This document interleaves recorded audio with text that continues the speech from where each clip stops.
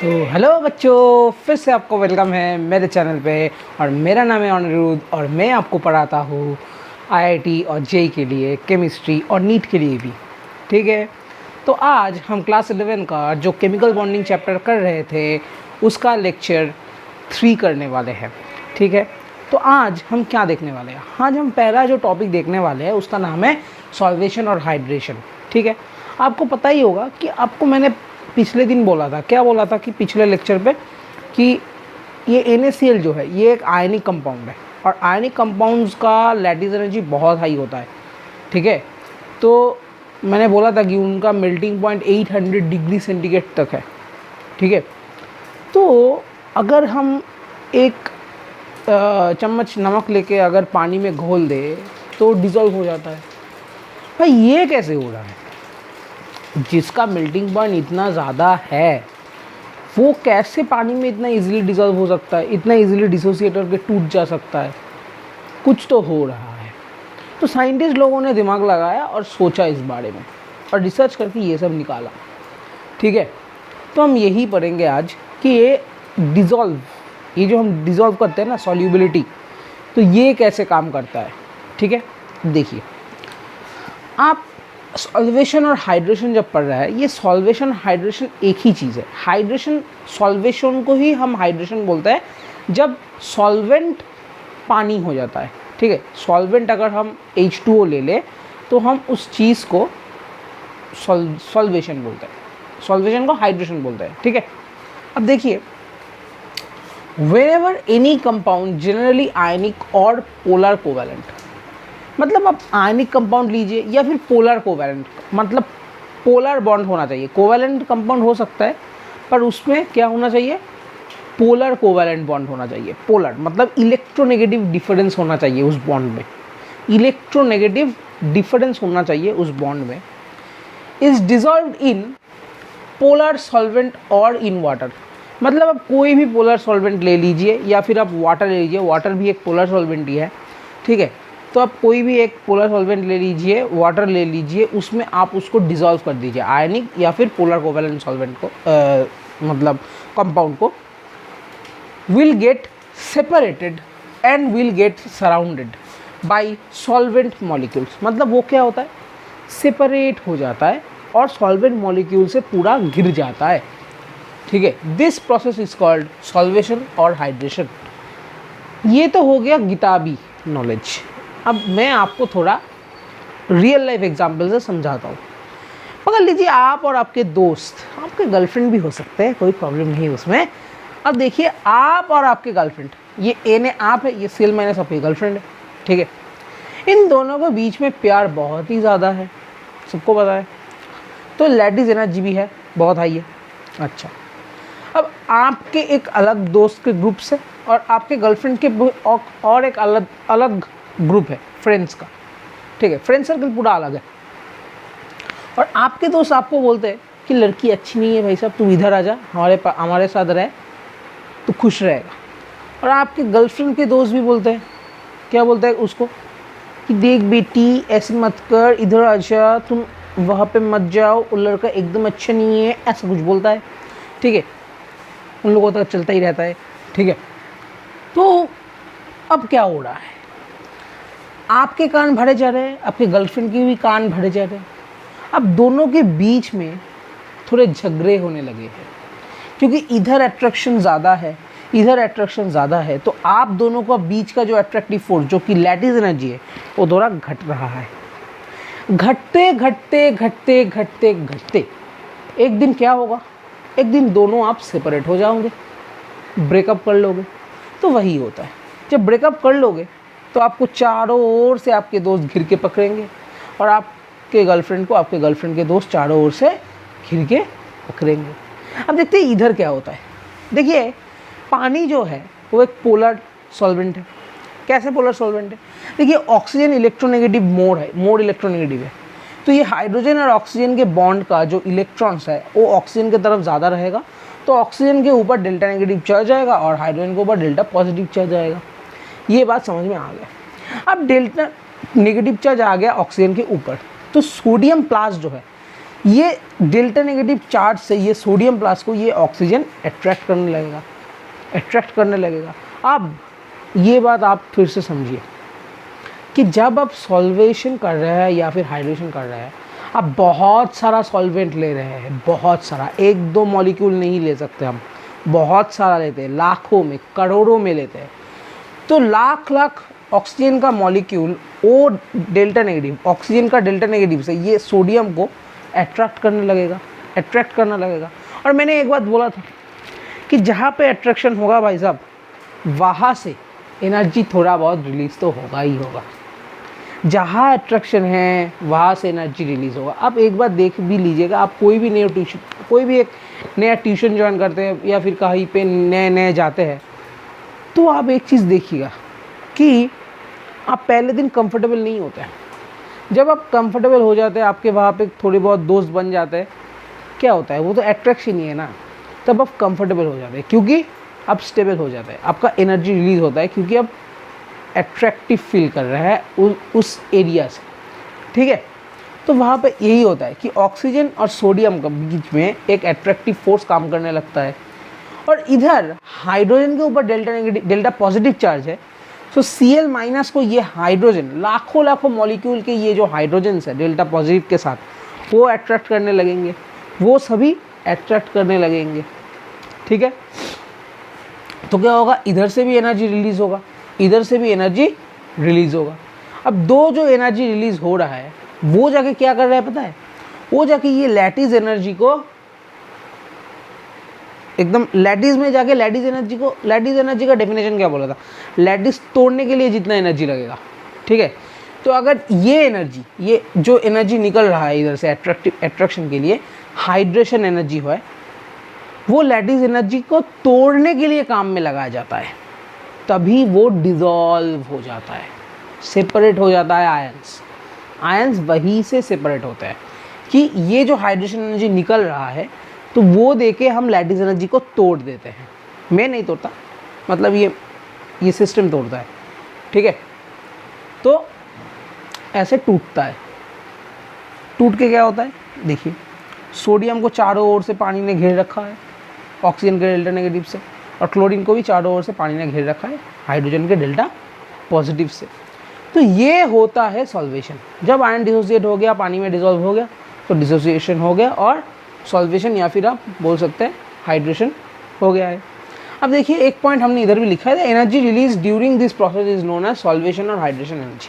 मतलब ये जो अट्रैक्टिव फोर्स फील कर रहा है, ये क्लोरीन हाइड्रोजन पॉजिटिव के साथ और सोडियम प्लस डेल्टा नेगेटिव के साथ ऑक्सीजन का जो अट्रैक्टिव फोर्स फील हो रहा है, वहाँ से एक एनर्जी रिलीज हो रहा है, वही एनर्जी को हम बोलते हैं सॉल्वेशन और हाइड्रेशन एनर्जी, समझे, ठीक है।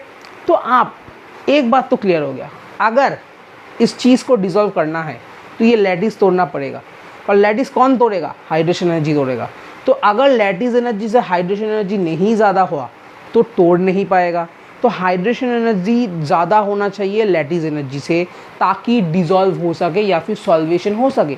तो सॉल्युबिलिटी का एक ही मकसद, He greater than Li। He मतलब हाइड्रेशन एनर्जी, Li मतलब लैटिस एनर्जी। और अगर लैटिस एनर्जी ज़्यादा हो गया हाइड्रेशन एनर्जी से, तो भाई साहब वो तो इनसॉल्यूबल होगा। समझ में आया कि नहीं आया, आप नोट कर लीजिए।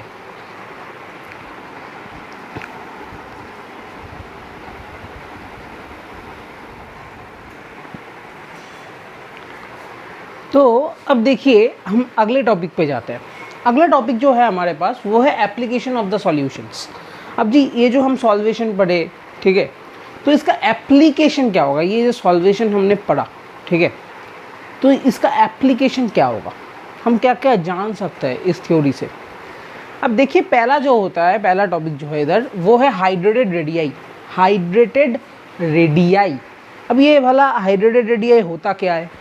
अब देखिए मैंने क्या बोला कि आप जिस ग्लास में पकड़ लीजिए सोडियम NaCl को, सोडियम क्लोराइड को सॉल्यूबल कर रहे हैं, वहाँ पे करोड़ों H2O के मॉलिक्यूल्स है, वो सब उसको घिर के रखेंगे Na+ को O नेगेटिव से, O डेल्टा नेगेटिव से। अब इधर देखिए, मैंने पकड़ लीजिए मेरे पास पकड़ लीजिए आपके पास Li प्लस एक छोटा सा आयन है, LiCl लिथियम क्लोराइड, वहाँ से Li प्लस मिला हमको।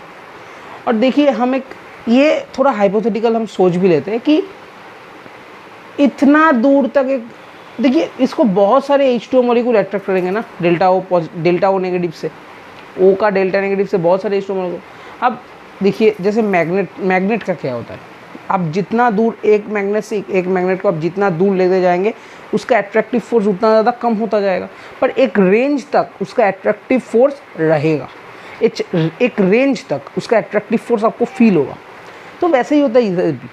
अब पकड़ लीजिए मैंने पकड़ लिया कि Li प्लस का इतना तक ही उसका एट्रैक्टिव फोर्स फील होता है, उसके बाद उसका एट्रैक्टिव फोर्स नहीं फील होता, कि उसके बाद कोई भी H2O मॉलिक्यूल Li प्लस को अट्रैक्ट नहीं करेगा, या फिर Li प्लस कोई भी H2O मॉलिक्यूल का डेल्टा नेगेटिव को अट्रैक्ट नहीं करेगा, O डेल्टा नेगेटिव को। तो इतना तक हम पकड़ लीजिए एक हाइपोथेटिकल स्फीयर कंसीडर कर लेते हैं, और वो हाइपोथेटिकल स्फीयर ही होता है हाइड्रेटेड रेडियाई। उस हाइपोथेटिकल स्फीयर का जो रेडियस होगा वही होगा हाइड्रेटेड रेडियाई। समझ में आया?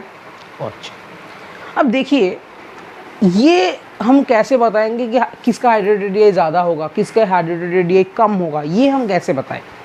ये भी तो जानना बहुत ज़्यादा इंपॉर्टेंट होता है। अब देखिए हमारे पास क्या है, चार्ज डेंसिटी एक चीज़ होता है। अब आपको पकड़ना पड़ेगा ये चार्ज डेंसिटी होता क्या है भाई साहब। इसको समझने के लिए एक फॉर्मूला होता है कि चार्ज बाई साइज। अब इधर से सबको समझ में नहीं आता है, मैं एक आपको एग्जाम्पल दे के समझाता हूँ, ठीक है। अब पकड़ लीजिए आप डोमिनोज़ में गए, अब कहाँ गए भाई साहब? डोमिनोज़ में। भूख लगा ना? हाँ। अब देखिए आपके पास 3 ऑप्शन है, एक स्मॉल, एक लार्ज, एक मीडियम और एक लार्ज पिज़्ज़ा का। 3 ही ऑप्शन है। आपने डोमिनोज़ भैया को बोला भाई साहब एक स्मॉल पिज़्ज़ा दीजिए, एक मीडियम पिज़्ज़ा दीजिए और एक लार्ज पिज़्ज़ा दीजिए, क्योंकि बहुत ज़्यादा भूख है। पर एक कंडीशन है। क्या कंडीशन है?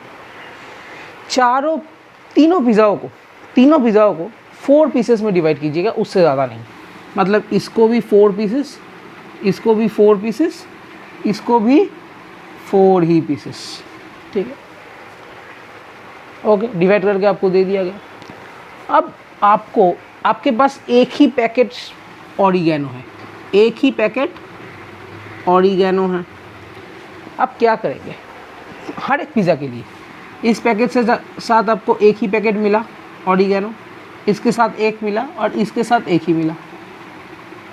अब जब ऑरिगेनो अब सबसे स्मॉल पिज़्ज़ा पे लगाएंगे तो चारों पीसेस में बहुत सारा ऑरिगेनो गिरेगा, बहुत सारा गिरेगा, बहुत सारा, पूरा का पूरा।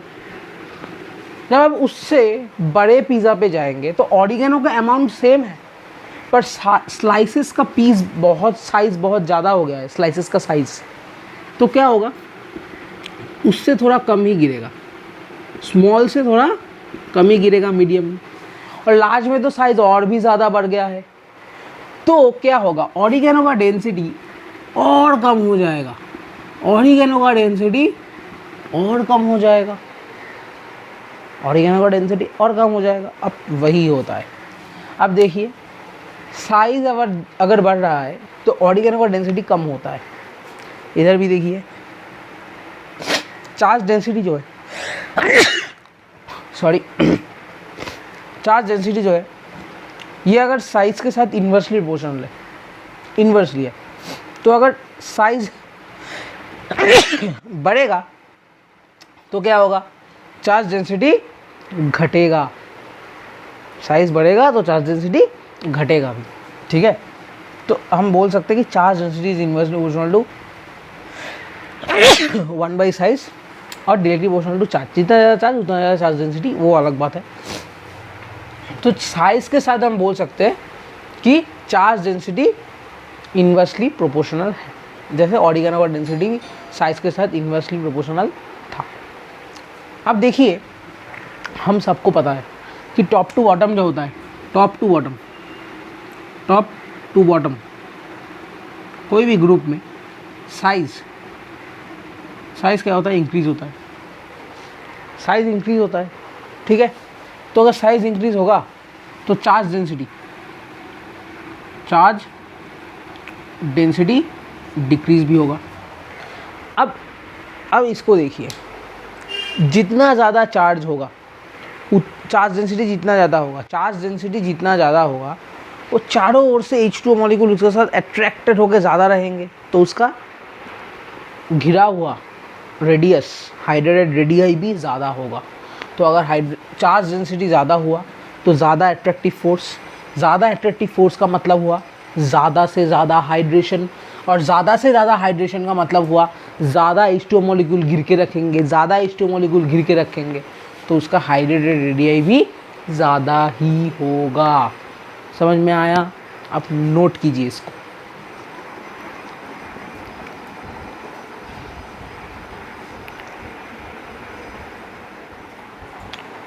ओके, आप लोग एक क्वेश्चन देख लीजिए, आपको और भी ज़्यादा मज़ा आएगा। देखिए, हमने दिया है कि कंपेयर साइज, ठीक है। अब साइज कंपैरिजन में हमने क्या दिया है, Li plus Na plus K plus Rb plus Cs plus, दोनों में सेम है पर एक डिफरेंस है। ऊपर देखिए हमने गैशियस फेज में लिया है। गैशियस फेज मतलब आइसोलेटेड गैशियस फेज मैंने पिछले दिन बोला था, ठीक है।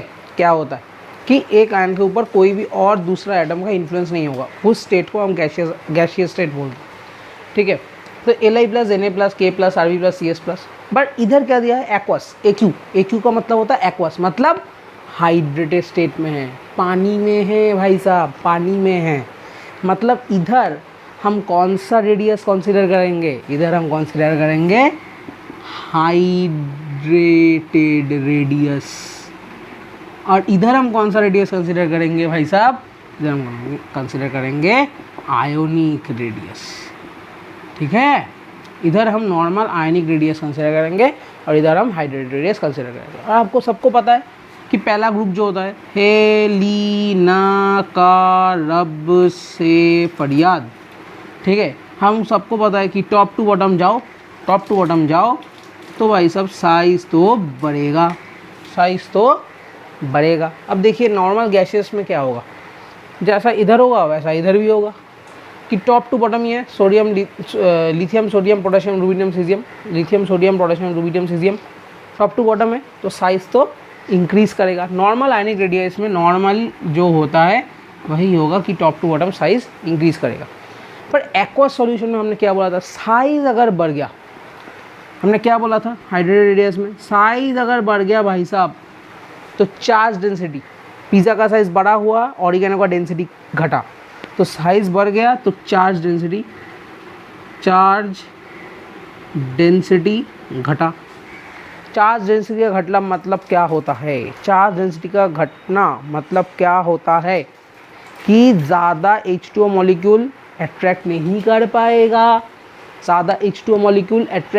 कर पाएगा, उसका मतलब हाइड्रेशन कम होगा। अगर हाइड्रेशन कम हुआ तो ज़्यादा H2O मॉलिक्यूल घिर के नहीं पकड़ पाएगा, तो वो जो हाइपोथेटिकल स्फीयर हमने कंसीडर किया था वो छोटा होगा। तो देखिए, तो हाइड्रेशन कम मतलब हाइड्रेटेड रेडियाई भी कम, हाइड्रेटेड रेडियाई भी घट जाएगा। तो एक्वस का मतलब हाइड्रेटेड रेडियाई बोलने को बोला है, तो भाई साहब साइज़ अगर बढ़ेगा तो हाइड्रेटेड रेडियाई घटेगा, तो साइज़ तो इधर से इधर बढ़ ही रहा है, तो हाइड्रेटेड रेडियाई घटेगा, तो इसका हाइड्रेटेड ये सबसे छोटा, ये ऐसा होगा इसका आंसर। आप नोट कर लीजिए, ठीक है।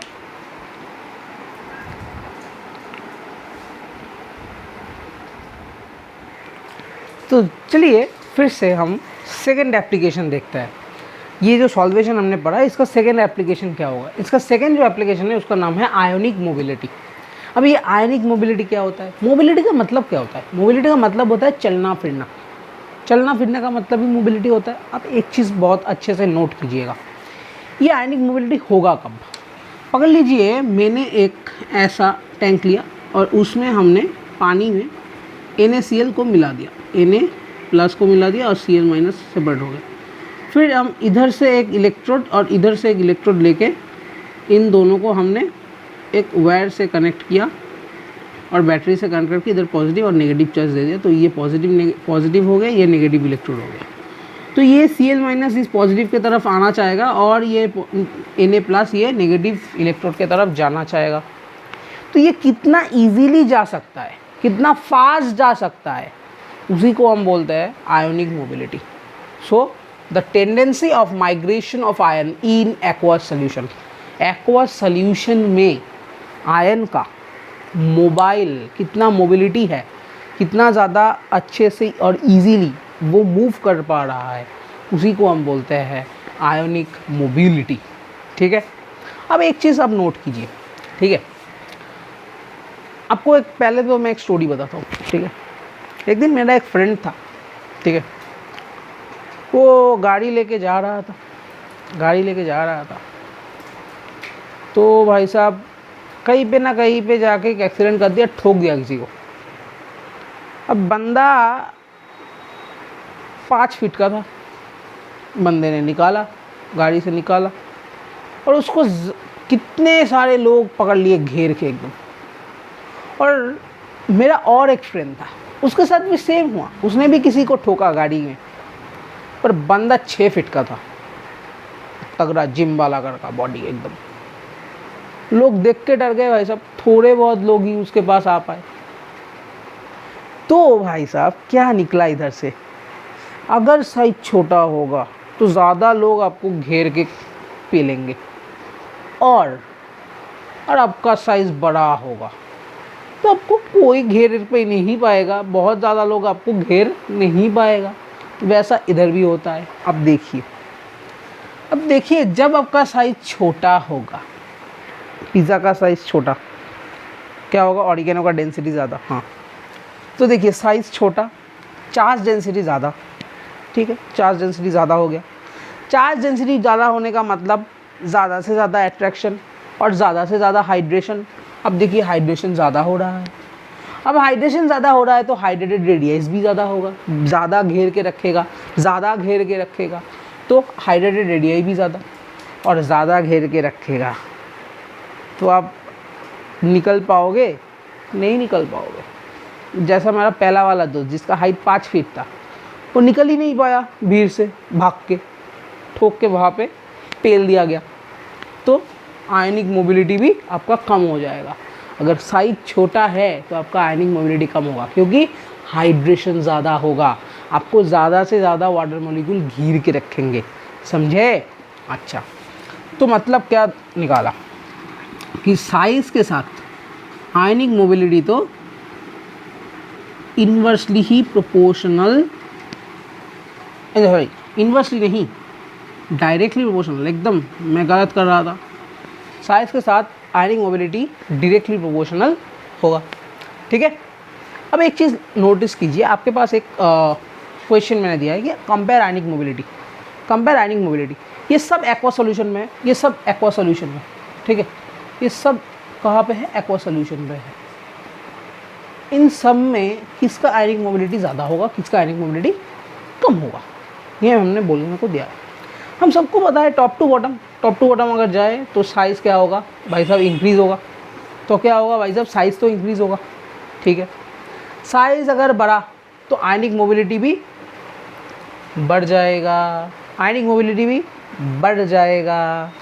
तो आयनिक मोबिलिटी बढ़ जाएगा क्योंकि डायरेक्टली प्रोपोर्शनल है। तो क्या होगा, इसका साइज़ सबसे ज़्यादा है, इसका साइज़ सबसे कम है, तो इसका आयनिक मोबिलिटी सबसे कम, इसका सबसे ज़्यादा। तो ऐसे हम कंपेयर करेंगे आयोनिक मोबिलिटी को। आप नोट कर लीजिए इसको।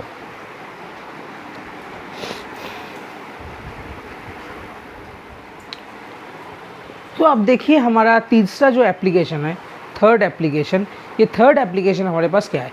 थर्ड एप्लीकेशन हमारे पास है इलेक्ट्रिकल कंडक्टेंस। बहुत इंपॉर्टेंट है। इलेक्ट्रिकल कंडक्टेंस होता क्या है, हम सबको पता है कि वैसे अगर हमने ऐसा कोई सेटअप लिया कि 2 इलेक्ट्रोड लगा दिए NaCl के सॉल्यूशन में, ये Cl- इधर जाएगा पॉजिटिव इलेक्ट्रोड के पास, सोडियम प्लस इधर जाएगा, तो इधर अगर हम एक बल्ब भी लगा दें ना, तो इधर पकड़ लीजिए हमने एक बल्ब लगा दिया, ठीक है, तो ये बल्ब जल उठेगा क्योंकि इधर इलेक्ट्रिकल सर्किट फुल हो रहा है, इधर इलेक्ट्रिकल सर्किट कंप्लीट हो रहा है, तो ये बल्ब जलेगा। ठीक है, तो इसी को हम बोलते हैं इलेक्ट्रिकल कंडक्टेंस। अब जितना ज़्यादा इजीली ये Na+, ये Cl-, ये आयंस मूव कर पाएंगे, मूव कर पाएंगे, मतलब जितना ज़्यादा इनका आयोनिक मोबिलिटी होगा उतना ही अच्छा इन लोगों का इलेक्ट्रिकल कंडक्टेंस भी होगा। तो इधर देख लीजिए, ionic mobility is directly proportional to electrical conductance, ये आपको याद रखना होगा।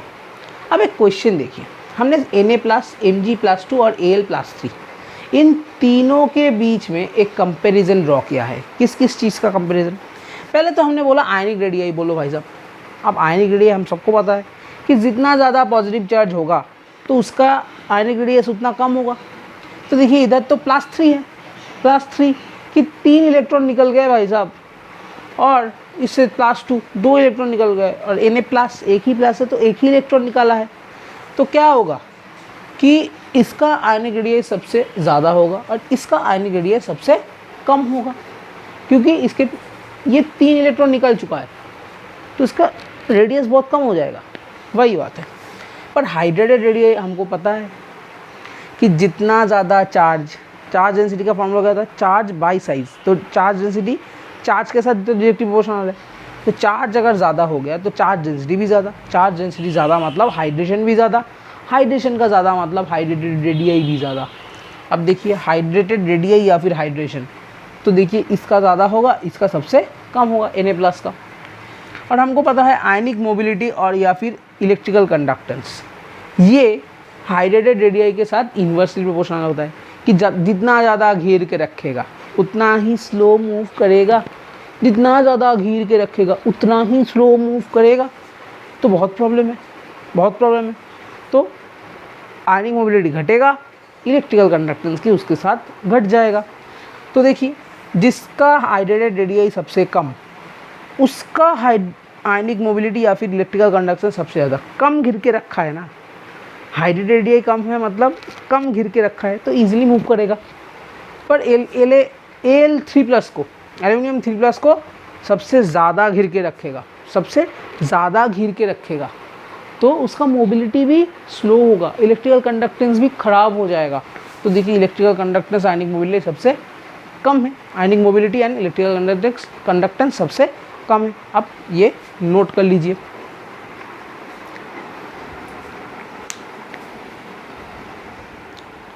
तो इधर देखिए हम क्या करने वाले हैं, हम करने वाले हैं सॉल्युबिलिटी ऑर्डर्स के ऊपर थोड़ी क्वेश्चन करने वाले हैं कुछ, ठीक है।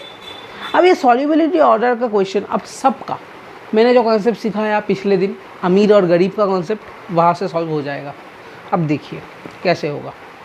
देखिए अमीर और गरीब के कॉन्सेप्ट से हमने लैटिस एनर्जी डिस्क्राइब किया था कि किसका लैटिस एनर्जी ज़्यादा होगा, और हमको पता है कि अगर हम लैटिस एनर्जी ज़्यादा हो गया, लैटिस एनर्जी ज़्यादा हो गया तो सॉल्युबिलिटी घटेगा नहीं।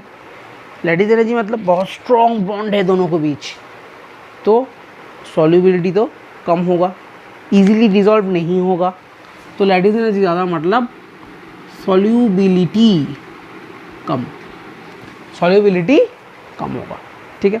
अब देखिए LiF, LiCl, LiVr, LiI, LiF, LiCl, LiVr, LiI, ठीक है। अब देखिए पॉजिटिव वाला तो कॉमन है, ये Li है, ये इधर भी Li है, और सब में Li है, Li+, ठीक है। और हमको पता है लिथियम एकदम ऊपर रहता है, ऊपर मतलब साइज़ में छोटा, और साइज़ में छोटा मतलब गरीब, साइज़ में छोटा मतलब गरीब, अब इधर देखिए ये फ्लूरीन है F-, और ये कौन सा है, आयोडीन है I-, ठीक है। इधर भी लिथियम क्या हो गया, गरीब, लिथियम क्या हो गया, गरीब, ठीक है, लिख दिया। इधर F- है, इधर I- है, ठीक है। अब देखिए हमको पता है फ्लूरीन, क्लोरीन, ब्रोमीन, आयोडीन, तो हमको पता है एक चीज़ कि साइज़ तो बढ़ रहा है, एनायन का, नेगेटिव एनायन का साइज़ तो बढ़ रहा है। तो फ्लूरीन F- क्या होगा, गरीब, ये तो गरीब ही होगा, इसमें कोई बात नहीं है। पर I- क्या होगा, अमीर होगा, अमीर। और हमको पता है, हमको एक चीज़ पता है, क्या पता है, क्या पता है, हमको पता है कि भाई साहब गरीब का दोस्ती मस्त होगा, गरीब गरीब का दोस्ती मस्त होगा, तो गरीब गरीब का दोस्ती मस्त होगा, इधर मस्त दोस्ती होगा, मस्त एकदम। तो इधर लैटिस एनर्जी क्या होगा, ज़्यादा होगा। इधर लैटिस एनर्जी क्या होगा, लैटिस एनर्जी ज़्यादा, मतलब सॉल्यूबिलिटी कम, मतलब सॉल्यूबिलिटी कम, ठीक है।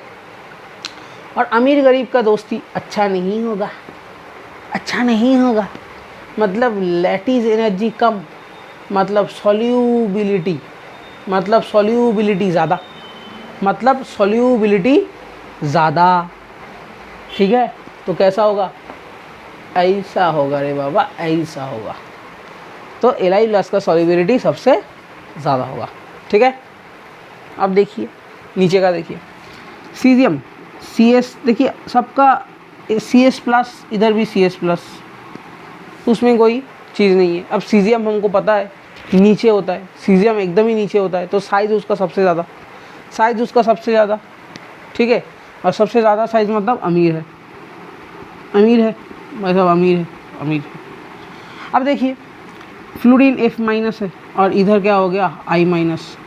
हाँ पिछले बार ही किया, F- क्या होता है, गरीब है, साइज स्मॉल है, और I- क्या होता है, अमीर है।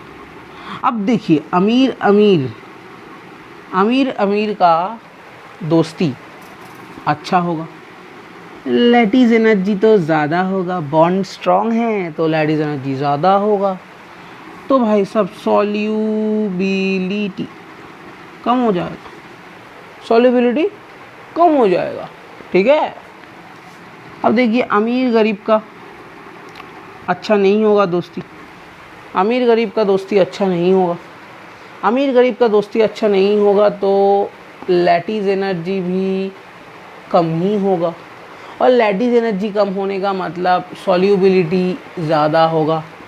तो इसका ऑर्डर, इसका सबसे ज़्यादा सॉल्युबिलिटी, इसका, फिर इसका सबसे कम सॉल्युबिलिटी होगा। अब इसको देख लेते हैं, इसको देख लेते हैं। अब एक चीज़ देखिए, ये Be+2 है और इधर बेरिलियम+2 है, बेरियम+2 है, इधर बेरिलियम+2 है और इधर बेरियम+2 है। तो ये हम सबको पता है ना, ये कहाँ से आता है, ये सेकेंड ग्रुप एलिमेंट्स है, सेकेंड ग्रुप, ठीक है। बेटा मांगे कन्या सुंदर बाप राजी, ठीक है। तो बेटा मांगे कन्या सुंदर बाप राजी, रेडियम नहीं दिया है, रेडियो एक्टिव है भाई के लिए। तो Be2+ या Ba2+, हम सबको पता है Be2+ एकदम ऊपर रहता है तो साइज़ सबसे छोटा होगा। तो ये हो गया गरीब, ये हो गया गरीब, ये क्या बन गया, गरीब बन गया। इसका साइज़ सबसे ज़्यादा, तो ये बन गया अमीर, ये बन गया अमीर, ओके। अब OH- है, OH- इसमें भी है, OH- इसमें भी है।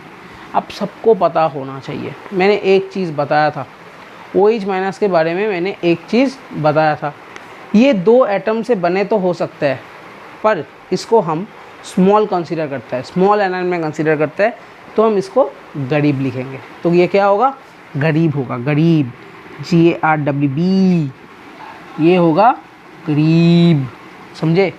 अब देखिए इधर गरीब गरीब का दोस्ती तो आहा माशाल्लाह, इधर गरीब गरीब का दोस्ती बहुत अच्छा होगा।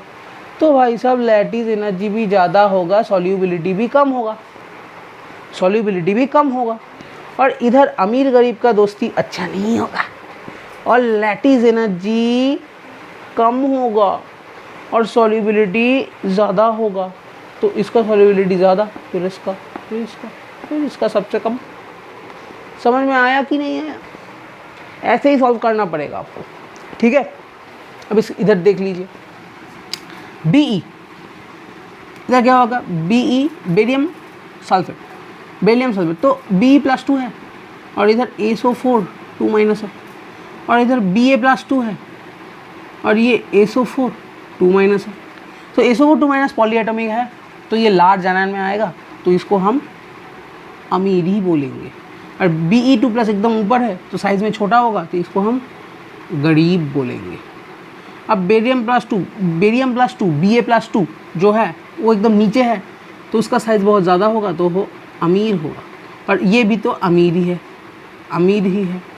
अब देखिए गरीब अमीर का दोस्ती अच्छा नहीं है। Lattice energy